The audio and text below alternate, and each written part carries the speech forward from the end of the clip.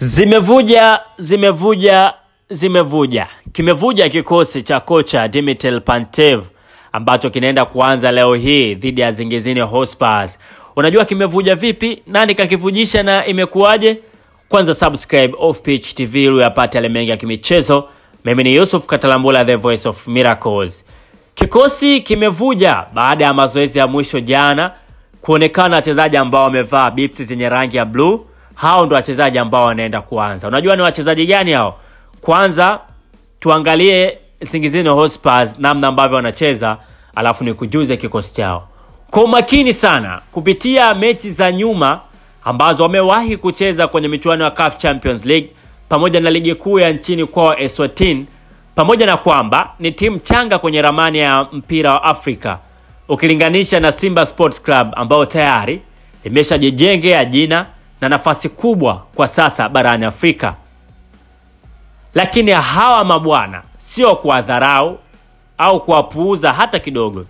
Ni timu nzuri wanaokwenda kukutana nayo. Kikubwa maandalizi yawe makubwa sana kuelekea mchezo huo, kama vile wanakwenda kukutana na timu kubwa ambayo yenyewe pia ina nafasi ya kufuzu hatua inayofuata. Zingizini Hotspurs ni wazuri kwenye mipira ya juu na counter attack.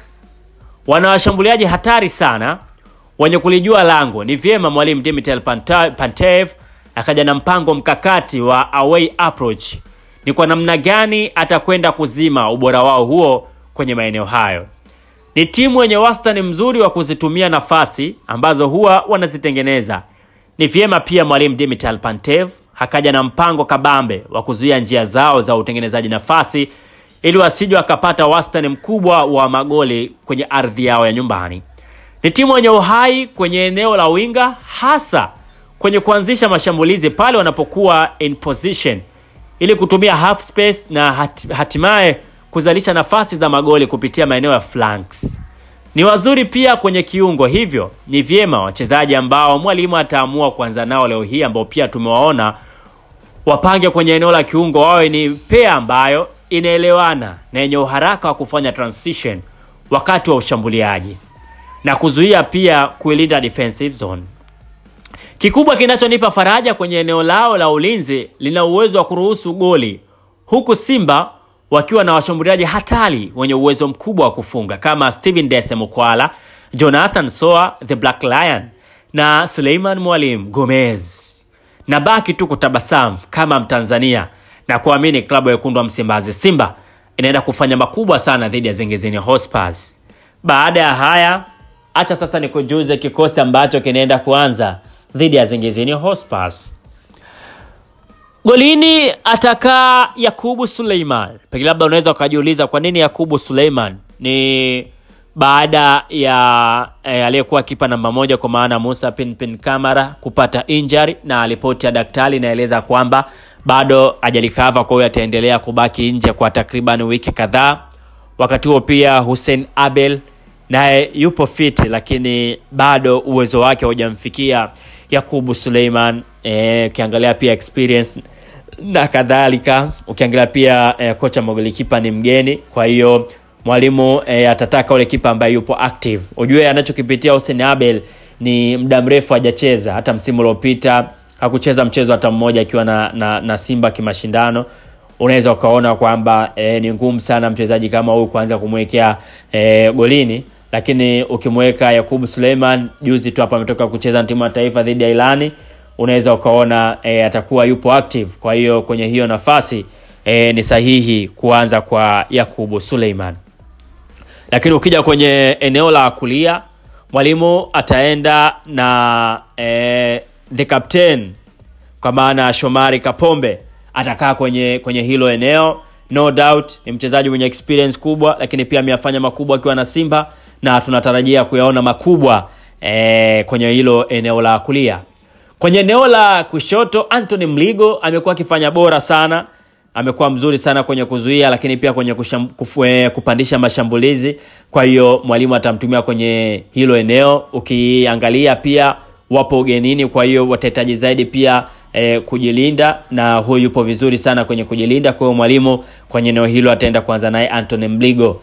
Kwenye 4 na 5 as usual no exchange, kwa maana Roshin Dirok amekuwa bora sana kwenye hilo eneo, ataendelea kwenye nafasi yake, lakini mpaka hivi sasa taarifa ambayo tupo nayo ni kumuhusu mchezaji ambaye alikuwa akicheza hapo, ambaye aliumia Brazake Hamza, bado hajalikava vizuri. Kwa hiyo nafasi yake bado ataendelea kukaa the Ivorian, kwa maana mtaalamu huyu Sharamu Karabwa atakaa kwenye hilo eneo. Lakini tukisogea mbele kwenye double pivot, kwa sababu Dimitel Pantev anatumia 4-2-3-1, kwa maana kwenye eneo la hawa viungo wawili, kwa maana double pivot 6 na namba 8, Yusuf Kagoma atakaa kwenye eneo hilo la namba 6. Lakini kwenye eneo la namba 8 mwalimu ataanza na Mzamiru Yasin, lakini baadaye atagawana vipindi na Nabi Kamara. Acha kwanza hapa nikupe elimu kidogo kwa nini mwalimu ataanza na Mzamiru Yasin alafu baadaye atamalizia na Nabi Kamara. Kwa sababu ipo hivi, ukiangalia kwenye eneo la kiungo la klabu ya wekundu wa Msimbazi Simba, wanaenda kumkosa Alassane Maodo Kante. Kwa umakini sana, ukiangalia timu ambao wanaenda kukutana nao, kwa maana Nsingizini Hotspurs, si timu ambayo ni dhaifu sana ambao unaweza ukaichukulia kama mchekea, lakini approach kubwa ya michezo ugenini ni kwenda kuzuia mpinzani asipate goli, na kama atapata goli basi iwe moja ama mawili, asizidi hapo.